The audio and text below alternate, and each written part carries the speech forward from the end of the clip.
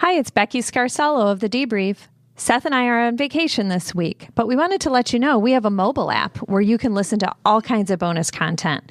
For this week only, we have a bonus episode just for you to listen to. Check. 1, 2, 3. The Debrief. This is the Debrief. Your guide to Detroit. Your guide to Detroit's arts and entertainment scene. This is the Brief. This is the Debrief, Detroit's Arts and Entertainment Podcast. I'm your host. My name is Seth Ressler, and I am sitting down with Meltdown, the afternoon disc jockey on a legendary radio station, 101.1 WRIF RIF.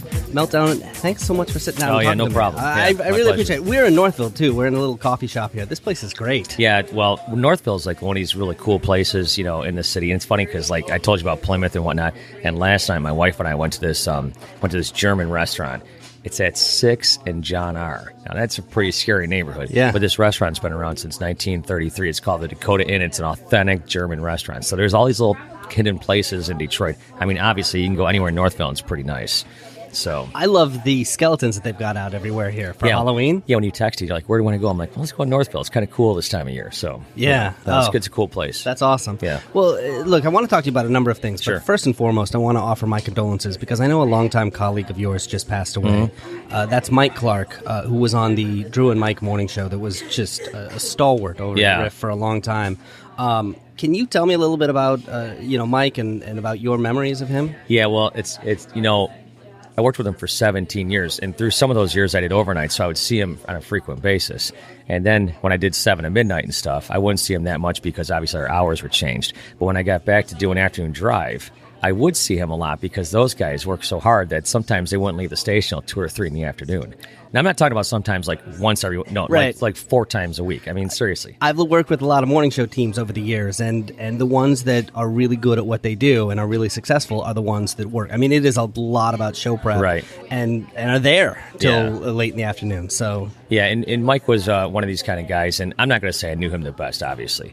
He's one of those guys. He had an infectious laugh. I saw Drew mention something on the TV the other day that was so true. It's like Mike's one of these radio guys that wasn't a radio guy, and sometimes those are the best. It's like he didn't know the rules. He didn't know what he could do or what he couldn't do. He just threw stuff out there. And sometimes when you're not limited and kind of caged in by, what you think you can do, then it's even better, Right. So he didn't have a broadcasting background, right? No. That was Drew who came from broadcasting. Drew to me is one of the smartest radio guys I've ever worked with. I learned so much from him, not even just from talking to him, but just by listening to the show, you know what I'm saying? And Mike was always like, I've never met someone. I mean, obviously, we have Dave and Chuck, and those guys are pretty descriptive in their accounts, too. And Mike was, like, the same way. It's like I never met somebody who is so, like, descriptive and can, just paint a picture. I mean, the word glistening came out a lot. Stuff like that. That's what's amazing is that just even thinking about it just makes you laugh. Yeah, I was at a party yesterday for the football game, and some people started talking about some of these bits that I haven't heard from in years. And when you start talking about hot rear action and stuff, you know where that came from. What was he like off the air? He was pretty much the same. To me, he was always the same. He was constantly working. It was nothing to see him just having a cigarette outside, hunched over, reading like a stack of papers. Preparing for whatever they were preparing for, constant preparation. I think he might have learned that a little bit from Drew. That's just my guess because, he was just like that, and super nice to me. And to be honest with you, I don't know. I was thinking about this the other day. I can't think of a person that really had a bad word to say about the guy. He was always nice to everybody, But he was just not. He was just a good guy, man. It's like, and I'm not going to sit here and pretend like I kept in touch with him. I talked to him, for the last time when they were there at the station. Then, of course, Mike did what Mike did, which is I'm not sure what he did. And Drew came onto the station. He did his podcast and whatnot. It was kind of one of those things where I never really talked to Mike, but he's always there, So yeah. Can I ask you a little bit about your radio career? How did you get started? I got started. So when I was in high school, I worked at this bar where I grew up, and I would do dishes and whatnot, when I was 14, 15 years old, whatever. And then my senior year, they asked me if I would do some, janitorial stuff at the bar, like on Monday and Tuesday mornings before I went to work. And I'm like, yeah, sure, that'd be kind of cool. So I'd wake up at like 2 or 3 in the morning on, Mondays and Tuesdays, go to work. I was there one night listening to the radio about, 3, 4 in the morning, whatever time it was. And this guy came on the radio, and he was horrible. And at that moment, I said, I'm going to do that. That's exactly what I said. That's what I'm going to do. And so I started like knocking on doors, and I started, after I graduated high school, I was doing overnights at the school I worked at as a janitor and just cleaning up and doing stuff. And I would call the overnight DJs. I made friends with some of those guys. And then through meeting people and whatnot and networking and, whatever, and thing opened up for a board hopping thing on the AM station. I got hired in September of 1998, or 1989, like I was just telling you about. And I kept feeding the FM rock station some of my tapes. The guy, the program director, and he put me on the air in February of 1990. In April of 1990, Ralph Cipolla came into my life. I'm like, my career is over before it began. He ended up giving me a better shift than I had. This is the consultant. Yeah. Yes. Yes. Yeah. Yeah. And so I wasn't sure what was going to happen when he came in. And so I was ripe as ripe could be. I was only been there for 2 months really on the air. And so next thing you know, I was doing 6 to midnight on Saturdays, and then the next Saturday midnight to 6, and this went on for about a month or two. Then every Saturday I was on 6 to midnight. I'm like, okay, and away we went. So I was determined, and I was determined not to let I tell people I'm the kind of guy that when the door shut behind me and high school ended, now it's game on. It's like I hated school. I was terrible at it. But I knew that once I got out, I could do something. Nice. So, talk about coming to Detroit. Yeah, so I worked in Buffalo for, like I said, like maybe 5 or 6 years, whatever it was. And then the station was bought, and then they switched over to the Edge. Well, Fred Jacobs had told me that, I kind of met with him after I lost my job. And so you're looking for your next move or whatever. And I didn't really... Trust me, I didn't want to leave Buffalo, but I was young, I didn't have any kids, I have nothing going on, so I'm like, okay, fine. So Fred said, well, listen, something's going to break, but we can't tell you when or where. And I'm like, well, I can't really count on that because who knows? That's pretty vague, right? So I sent out a bunch of tapes and resumes. I thought I had a job about a week in Florida. And at Zeta, do you remember the old Zeta? Zeta? Well, that didn't pan out, which was okay because that station didn't last that long anyways. I got a call in October. I had a gig kind of lined up in New York, in the mid-state New York area, like Ithaca and Syracuse. And I got a call, and it was Doug Podell. He's like, hey, how'd you like to come to Detroit? And I'm like, well, I'm not doing nothing now. So I was watching O.J. Simpson. Right, and that's the thing about radio is that you've got to be able to pick up and move, Yeah, that was never my goal. It's not my thing, It's like... Well, you've been there for a long time now. You're coming up on 23 years? Yeah, 23 years, November 1st, and... I'll never forget my dad saying, hey, give it 6 months and see what happens. And here I am talking to you. That's amazing. I mean, and frankly, unheard of in radio in a lot of places these days. I mean, yeah, but you know what? What's funny about that? And I know people say that, but if you look around the Detroit market, how many people have been around for a long time? Right. You know what I'm saying? You could go station to station and find guys that have been there over 10 years, and have succeeded and thrived. And people ask me all the time, what's Buffalo like? Buffalo is a smaller version of Detroit, really. Blue collar. You got the city, you got the suburbs. It's the same type of thing. Right. So it's not like I was too far out of my element. When I first came here, I thought, this is great, man. This is where all the cars are built, And I'm a big 3 kind of guy and stuff. And I'm like, this is where the cars are built. And then the longer I stay here, the cars are built here. But check out all the music that comes out of this town. You know what I mean?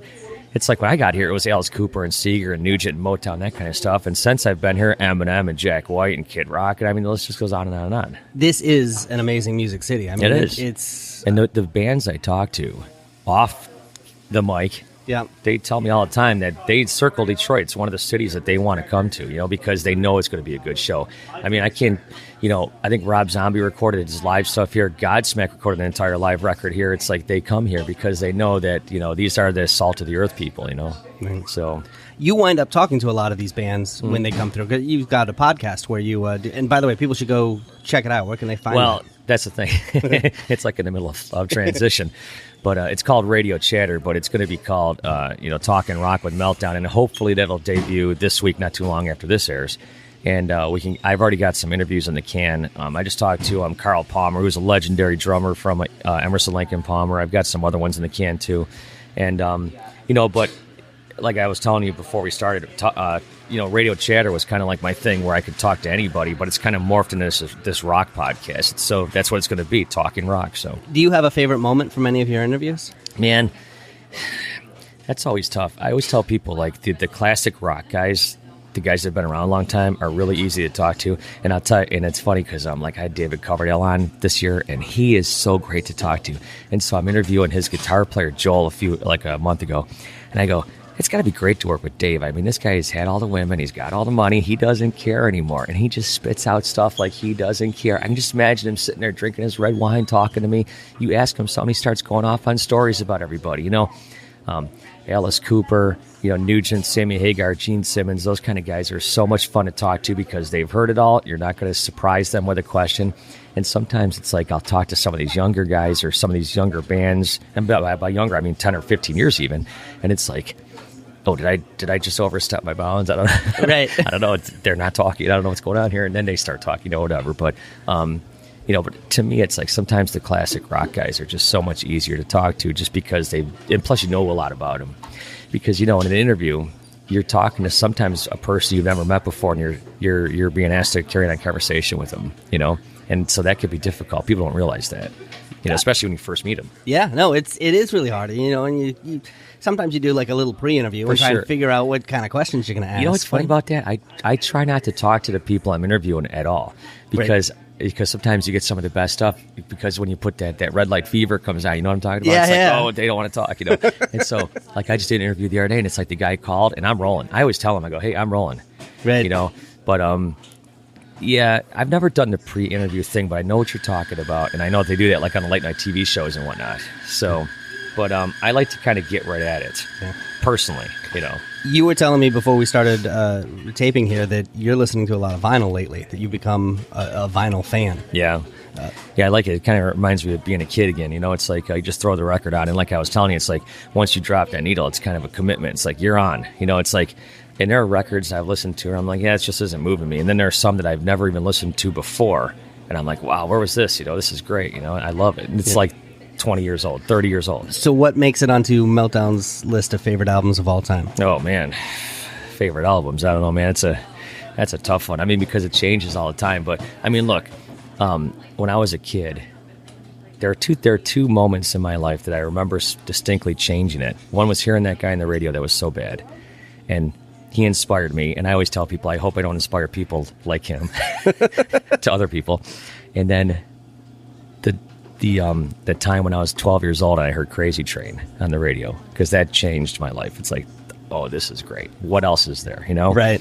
And that's when you go down that rabbit hole, which is kind of what I've done with this vinyl thing. I'm interviewing Jeff Tate, who was in Queensryche, originally. He starts talking about Yes. I'm like, of course I've heard Yes before. I buy a record. I'm like, oh, this is awesome. Buy another one. Now I got like 10 of them. It's like I just keep going down this rabbit hole of Yes records. So, as far as greatest albums of all time, man, I mean, it's hard to top like a lot of Beatles records.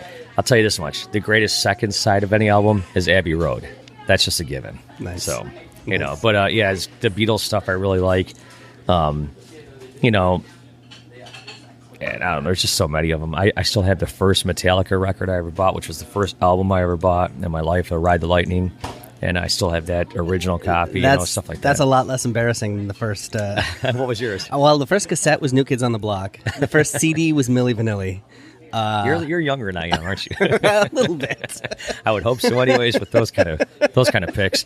Yeah, but no, with me it's like that stuff was out of my wheelhouse. That was in the 90s, right? Yeah. Well, no. That was that had to have been 80s. Oh, was it? Yeah, okay. Yeah, that had to have been 80s. Yeah, I can honestly say I don't have any of that, but I do remember having the 45 for Crazy Little Thing Called Love and playing it over and over and over again. Queen. Yeah. See, I never had a record player the first time around, so So you're a lot younger than I am. Yeah, I was cassettes. It was really what I had. I had 8 tracks when I was a kid too, and it's like you get to a song and stop in the middle. You have to click to the next track. I remember having one of those boom boxes that, and I think it was 5th grade, and I would tape all these songs off the radio, and I really wanted to take my boom box to the 5th grade pool party, but, my mom was worried that it was going to fall in the pool and get wet and I was going to lose it, and I remember just having basically having an emotional meltdown over this agonizing decision of whether I took the boombox or not. That's hysterical because I had a boombox too, and what I used mine for was I would tape the sweepers and stuff off the radio. Yeah. And so what I did was I had a little radio station, so to speak, downstairs, and I taped this microphone, which wasn't plugged in anything, and I still have it at home in my rock room, and I taped it to like one of those light arm things, where you can move the lights around, and I took the light part and I taped the thing and I nailed it to the ceiling and I had it down in front of me, and then I would have like just tapes of just radio station sweepers, and I would play the songs, hit the sweeper, and I would do all this stuff. So you played DJ, you really did when I was a kid. Yeah. See, I always started because I wanted to be the guy on turntables, like I wanted to beat match and mix on like Technics 1200 turntables, but I was like Steve Martin at the beginning of The Jerk. I mean, like me trying to find a beat was like it wasn't going to happen. Yeah, that's funny. But I was like, no, I used to do that. I had a turntable set up. I had, the boombox with the cassettes. I even had cassettes, real cassettes. And I don't think I had any CD. That was kind of before CDs, but I had this little DJ area downstairs. Who were the DJs that inspired you? When I was a kid growing up, Carl Russo in Buffalo was always, the guys on 97 Rock always, inspired me and stuff like that. And, look, I can listen to somebody who I don't like their format or whatever and appreciate what they do because I can hear the effort being put into it, and to me that goes a long way. Guys like Mojo and stuff here in Detroit, like I've never met him before. I know Spike a little bit, but it's like I can appreciate what he does, you know, even though it's not my cup of tea. Blaine from 96.3 is a friend of mine, lives by me. Super great guy, I could appreciate him, stuff like that. So, but yeah, back home, I think that Carl Russo was kind of the first one that I, that really kind of I talked to a couple guys, and Ted Shred from back home was still on there, was literally like the guy that got me into radio. Him and Snorton Norton, a little bit. He used to put me on the air too. So you obviously are now at a legendary radio station. I mean, this has been there. It's coming up on 50. No, in February it'll be 40 years. Yeah. Wow, 48. Yeah. 48. That's amazing. I mean, that is, and there are a handful of rock radio stations around the country, but this is one of the institutions. Yeah, I can't stress how look, when I go to the thing like Rock on the Range, or when I go to some of these festivals and stuff, and everyone does their own thing, but I work at the WRIF, and there's only one in the country, and it's not a cookie cutter radio station. We're pretty much left alone, and it's like I'm really proud to have worked there for 23 years. I mean, that's, to me, says something. So but it is the WRIF, but the history is legendary at that station. Between the Drew and Mike, which is what got us in this conversation to begin with, Dave and Chuck, and even going back to JJ and Arthur P and all those guys. So yeah, do you have any favorite memories from your time at the radio station? Man, there is a lot. Give us a story. Man, I'm trying to think of one I could pass along that's airworthy. I don't know. It's funny with working at WRIF. Every once in a while, you think that you've done something that's like the coolest thing. Like I took listeners, like I was a huge Ozzy fan growing up, like I said. I never had a chance to meet him. And I'm like, I was supposed to meet him like 6 or 7 times. He'd cancel or get sick, or they'd cancel a meet and greet or whatever. There's all this stuff, So anyways, I take a bunch of listeners, about, I think 4 listeners, to this show in Cincinnati in a Learjet. I'd never even flown before. I was like, I think I was like 27 or something like that. We land, we get there, and we happen to land, and we pull in this little private airport, and we're next to Ozzy's plane. I'm like, holy crap. So anyways, we go to the show, and I tell everybody, I'm like, listen, let's get back to the airport before Ozzy gets there so we can meet him. So we race back there. Ozzy comes back. I think his guy thought we were just locals, and we're just there. And he kind of pushed us aside, and Ozzy went on his plane. Well, I was talking to a guy earlier in this black shirt and all these laminates and stuff. I say, we just flew in from Detroit, blah, blah, blah.